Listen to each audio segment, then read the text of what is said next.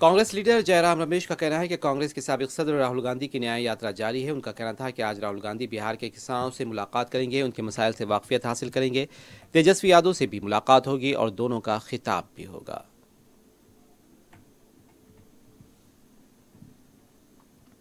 आज 34वां दिन है भारत जोड़ो न्याय यात्रा का और सुबह रोहतास जिले में राहुल जी किसान संगठनों के साथ बातचीत करेंगे।